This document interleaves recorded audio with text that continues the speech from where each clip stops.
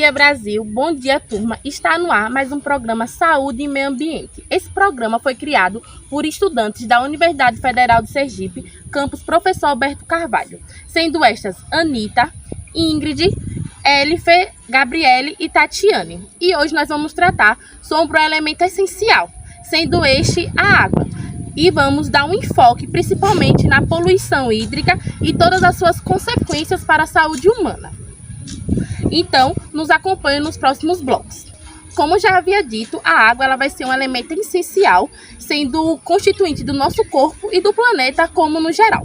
No entanto, nós vamos observar que apenas 0,3 dela está disponível para o consumo. E o Brasil vai apresentar grandes reservas de água.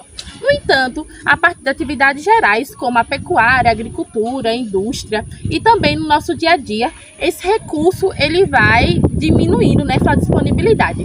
E aí nós vamos observar que a poluição hídrica vai ser um fator determinante para essa redução. Ou seja, corpos d'água eles são contaminados por aspectos físicos, químicos e biológicos, e isso vai fazer com que cada vez mais essa água ela diminua sua disponibilidade. Nós vamos ver que esse processo de jogar esgotos, lixos, seja de origem da nossa casa ou de hospitais, vai acabar gerando diversos problemas para a saúde, onde a gente vai ver que vão estar relacionados diretamente ali com o saneamento básico. E nos próximos blocos nós vamos apresentar esses problemas de saúde. Mas assim falando, vamos comentar sobre um caso especial, que são os açudes, os quais vão ser reservas artificiais que são bastante utilizadas no Brasil, em especial no Nordeste, porque eles vão ser justamente responsáveis por acumular água em períodos de chuva e após esse período eles são utilizados na seca para atividades no geral, para uso doméstico, a pesca, a irrigação, entre diversos fatores.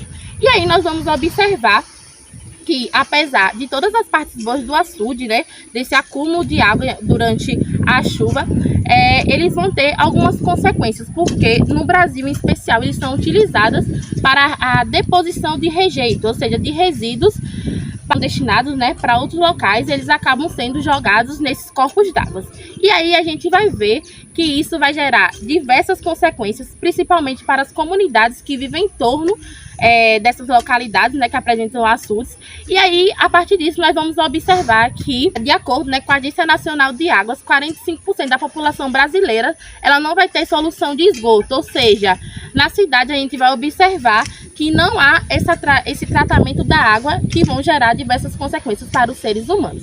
Nos acompanhe nos próximos blocos para a gente comentar sobre essas consequências. E hoje nós estamos em Itabaiana, Sergipe, na localidade conhecida como Açude da Macela, e vamos entrevistar um morador da área para entender melhor quais são esses impactos da comunidade que mora em torno de um açude que é extremamente poluído. E aqui, para ter mais informações, nós estamos com Juliana Fabricante, que é moradora da localidade e também integra uma comunidade que faz uma luta a favor da revitalização do açude, e aí a gente quer entender algumas questões que perpassam esse assunto com ela.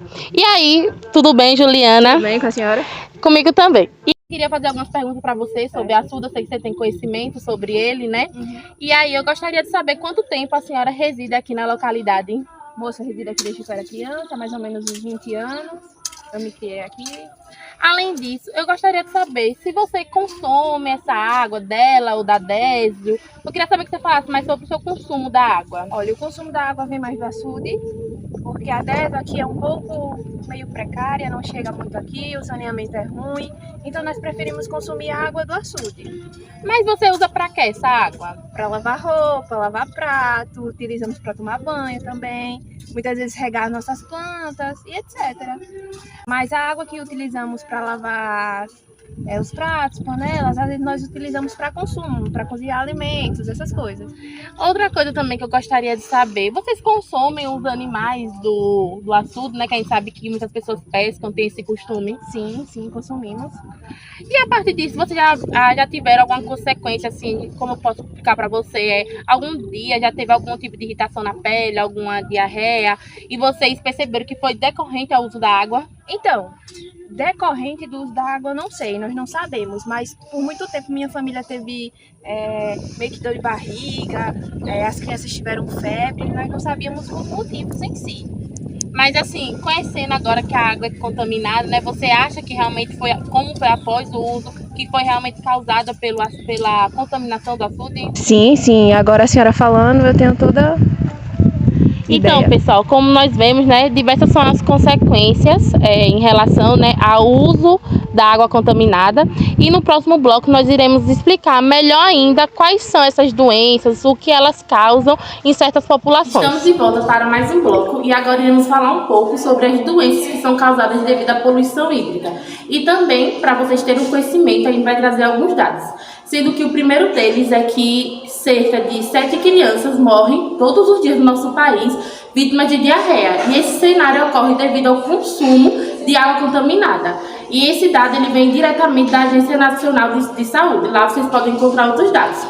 Além disso, calcula-se que mais de 1/3 dos óbitos em países em desenvolvimento, que é o caso do Brasil, ocorrem pelo consumo dessa água. Além disso, essas águas, né, elas possuem alguns micro-organismos como bactérias, protozoários, vermes, entre outros, e eles vão causar doenças como cólera, a hepatite, diarreia, né, como eu já tinha dito, a barriga d'água, que é bastante conhecida, a febre tifoide e também a toxoplasmose. E esses córregos, né, que possuem as águas contaminadas ainda vão ter uma problemática a mais. Por quê? Muitos deles estão carregados de metais pesados, os quais vão causar ali, diretamente doenças neurológicas, hepáticas e até mesmo câncer. Sabendo disso agora, hoje iremos conversar com a professora da Universidade Federal de Sergipe, que é doutora em microbiologia, a professora Célia. Eu quero agradecer por ter disponibilizado esse tempo e ela vai conversar um pouco com nós sobre essas doenças que a gente estava comentando anteriormente. Como as águas subterrâneas afetadas pelo despejo de resíduos sólidos, eles podem impactar na saúde das pessoas. O que acontece com as águas subterrâneas é que o fato de as pessoas usarem fossas negras para os dejetos biológicos, para as fezes, faz com que, principalmente na época de chuva, esses resíduos acabem sendo carreados para os lençóis freáticos, né? Levando consigo, então, ovos distos, né, de diversos biógenos, tá? E, tipo, em relação às doenças provenientes do uso da água contaminada, né, seja de açudes ou até mesmo da questão dos poços, qual você destacaria assim como a gente tem que ter aquela atenção máxima? Nenhuma dessas doenças, ela mata necessariamente, a não ser que a pessoa seja muito debilitada. O problema é que crianças em fase de desenvolvimento acabam tendo um comprometimento nesse desenvolvimento, porque os parasitas estão retirando nutrientes do corpo dessas crianças. Então as crianças ficam subnutridas, anêmicas, né? Por causa do problema das parasitoses, das diarreias e todos os outros problemas que são causados por protozoários, eumintos e tudo que pode ser veiculado pela água. O consumo, né, de alimentos irrigados ou até mesmo peixes, regiões contaminadas, eles trazem riscos assim para a população? Lógico que eles vão trazer riscos, porque a água contaminada com dejetos, né, humanos, com fezes, elas vão contaminar tudo ao redor. Elas vão contaminar as margens do local onde tem o rio, o açude, vão contaminar plantas, vão contaminar os animais. Então, todo peixe que eventualmente consiga sobreviver numa água contaminada dessa, ele não é adequado para consumo humano, nem animal. E hortaliças para as quais se usa a água desses locais para fazer irrigação, também acabam sendo comprometidos. No ano passado, um grupo de alunos nossos fez um trabalho onde eles quantificaram o nível de contaminação nas hortaliças, mostrando que não em todas, mas muitas hortaliças, por exemplo, plantadas ao redor do açude Marcela, estão com um nível de coliformes acima do permitido por lei e sendo comercializados no comércio da cidade. E no caso, ocasiona doenças nas pessoas, né, consequentemente, né? Porque as fezes, elas carregam os cistos, os ovos, como eu falei. gente faz uma avaliação, né, no laboratório para a presença de coliformes. Isso não indica necessariamente que a doença esteja presente, indica que pode estar presente porque existe contaminação fecal. Havendo contaminação fecal, aqueles indivíduos já contaminados defecam na água, né, essa água é sumida, né, e aí realiza-se o processo que a gente chama de contaminação fecal oral. São doenças causadas por vírus, por bactérias, por protozoários e por eumintos. E aí, qual seria a melhor forma de combater para resolver toda essa problemática da poluição hídrica e, consequentemente, faz com que as pessoas acabem contraindo doenças? Não existe outra alternativa senão eliminar as fossas negras, em primeiro lugar.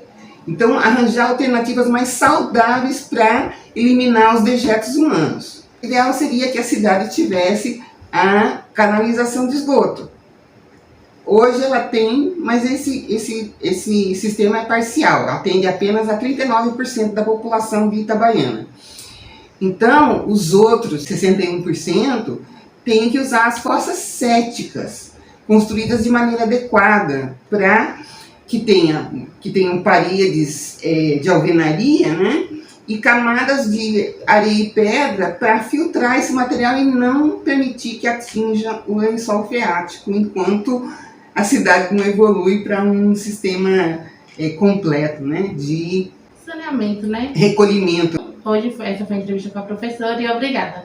Tá, obrigada a vocês. Então, como nós podemos ver, medidas simples poderiam evitar todas as questões que nós trouxemos, né, durante essa reportagem, como é o caso do saneamento básico, que, segundo a OMS, ele vai vir como uma forma de controle de todos os fatores que possam ali prejudicar a saúde do ser humano e seu bem-estar físico, mental ou social. Ou seja, o saneamento básico ele vai ser justamente uma abordagem preventiva e de promoção da saúde, e a partir dele a gente vai ver que é possível até mesmo reduzir gastos no governo, porque muitas pesquisas indicam, com especialistas da saúde, né, que a cada R$1 que você investe no saneamento básico, você consegue economizar até R$4 em tratamento de possíveis doenças que seriam causadas, né, devido a essa parte da contaminação. Além disso, poderiam também ser minimizados mais de 300 milhões, ou seja, no Brasil, por ano, é gasto mais de 300 milhões no tratamento de doenças devido a questões ligadas à água contaminada, à falta de higiene. Assim, para finalizar nosso programa de hoje, né, é preciso dizer que a água potável, ela ou seja, de qualidade ou em quantidade suficiente para o ser humano, vai ser um direito fundamental que deve ser assegurado por todo o governo e também é previsto na ONU, através das ODS. Ficamos por aqui e até o próximo programa.